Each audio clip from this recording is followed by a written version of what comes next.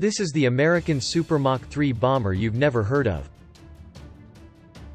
The XB-70, which was a technological marvel at the time, the XB-70 was the wrong aircraft for its greatest and capable of all.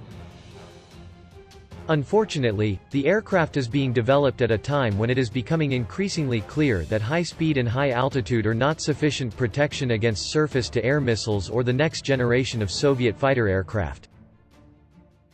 The North American XB-70 Valkyrie was the largest and fastest bomber ever built by the United States, but the massive Mach 3.06 engine jet never entered production. Only one extant prototype is kept in a museum in Dayton, Ohio. Even the Boeing B-52 that was supposed to one day be replaced continues to be used. The idea behind the XB-70 dates back to the 1950s, when it was assumed the increasing speed and altitude would allow American bombers to defend against Soviet air defenses uninterrupted on their way to deliver their doomsday payload. At the time, the only effective defenses against bombers were fighter aircraft and anti-aircraft artillery. Even then, anti-aircraft guns were only marginally effective and interceptors were increasingly challenged by continuously improving bomber performance. However, with the advent of surface-to-air missiles, SAMs, that began to change, the balance began to favor the defender. While the U.S. Air Force was aware of Soviet advances in SAM technology, the Pentagon did not begin to understand the scope of the problem until Francis Gary Powers' Lockheed U-2 spy plane was shot down while flying over the Soviet Union on May 1, 1960. But development of the XB-70 continued. With a growing awareness that Soviet SAMs posed an increasing threat to American bombers, the Pentagon began exploring low-level penetration as an alternative. Low-level penetration involves flying below the radar horizon using terrain to cover the bomber's approach, which greatly reduces enemy response times.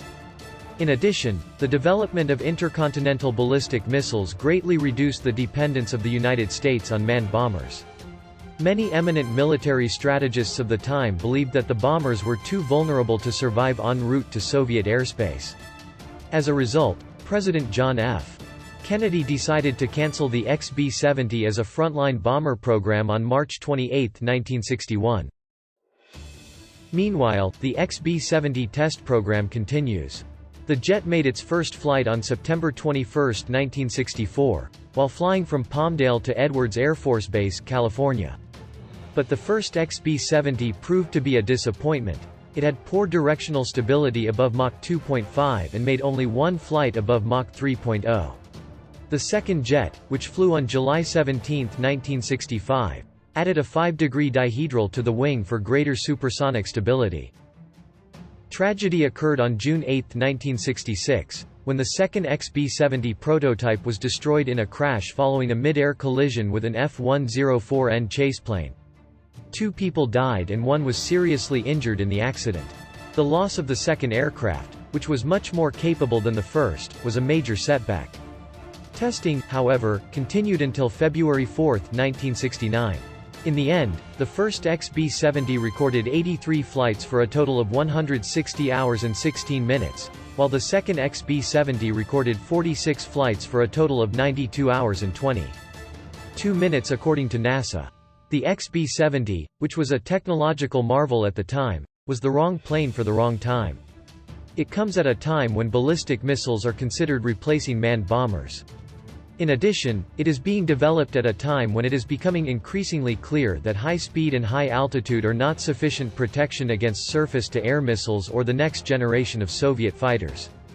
But the nails in the coffin are the jet's exorbitant price tag and lack of mission flexibility. The B-70 can't be adapted for low-level roles.